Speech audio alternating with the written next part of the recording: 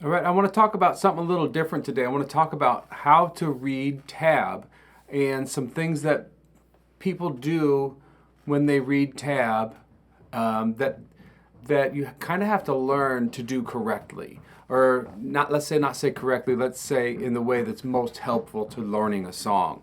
Okay, so I'm going to flip the screen over here, and here I have a tab for Cuckoo's Nest. Okay.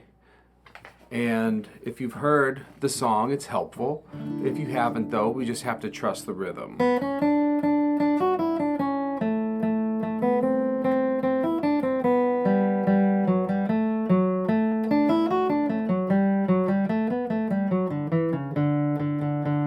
So there, I just played the first part from here to here. Okay, so most people will start at the beginning of a tab, and this is okay, and they'll go through the notes, and they'll just kind of play each number. And it's kind of like, I call this like a locker combination effect. Like, if you have like a locker combination, like you go to school or something, you have a locker, and you just like have to turn that thing to like, it's 32 right, and then it's 15 left, and then 16 right, and then you tug on the locker. And the first day you go to school, you're sitting there, you're going, okay, it's 32, and okay, it's 16 left, and it takes a long time to do that. And then, by Christmas, you're like, pop the locker open, you got it. You just get really used to that. And so the lock works whether you do it fast or slow. And so the first mistake people make when reading tab is they just go at whatever speed they want to. And they think intuitively, they think that just playing the numbers in order is correct. So they'll go like, okay, it's a 0, and then a 2, and a couple 3s. And they'll do the hard parts slow, and then the easy parts fast. You're like, well, this will never work, and this will never sound like music, okay?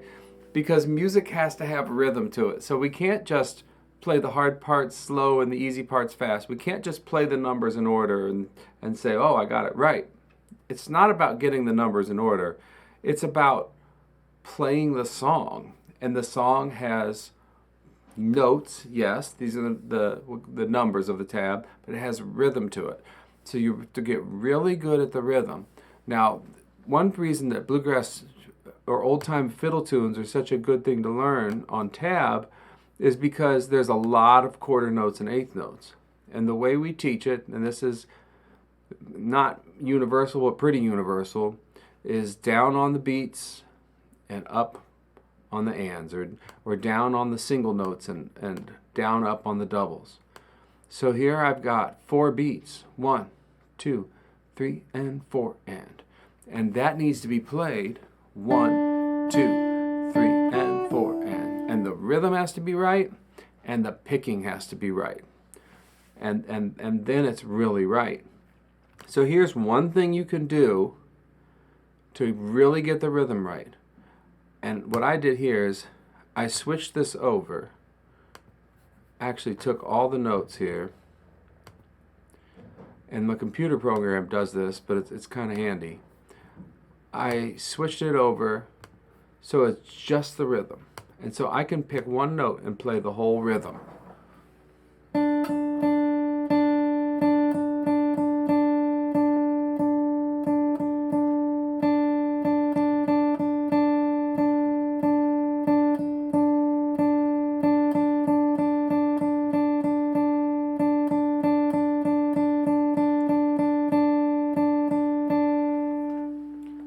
And then I'm getting my practice in terms of getting my pick strokes right and getting the rhythm right. So that's a good thing to do. Now, you don't necessarily need this program, which is Guitar Pro 7, now Guitar Pro 8, but you don't necessarily need the program, but you can go through and play the rhythm as if it's all one note and get really good at the rhythm and the pick strokes. And then you can go back into the song and you're going to be more successful when you can really nail the rhythm. Okay, so that's the first thing. The second thing And this has to do with how the tab looks. People think the tab is tiles, and it's not. It's a puzzle, okay? So here's a couple tiles I had left over. And tiles, you line them up side by side. And if these were square tiles, maybe to be a better example. But either way, you line them side by side, and then you put the next tile on there, line them up side by side. But that's what the measures of the music look like, right?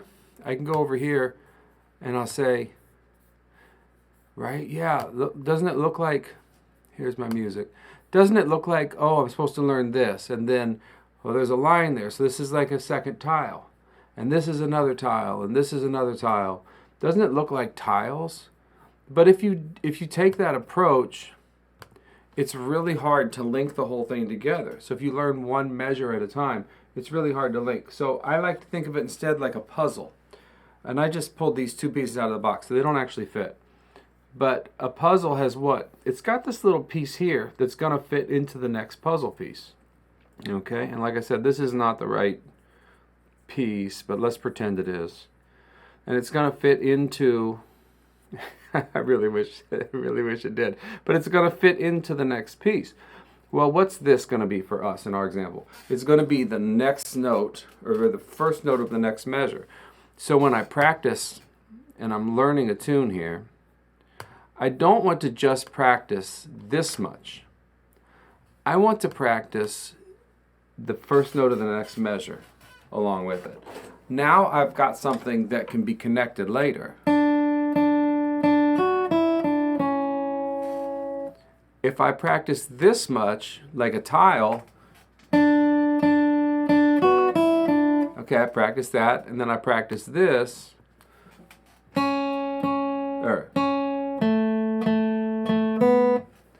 I'm going to have trouble linking them together. But if I practice one more note,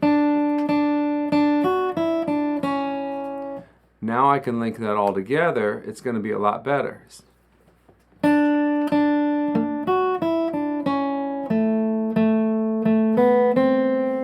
So that's what I call like the little puzzle piece that sticks out and connects to the next puzzle piece. Okay, so that is two things that I think will be really helpful if you're learning tab. So I do teach lessons, andyslessons.com.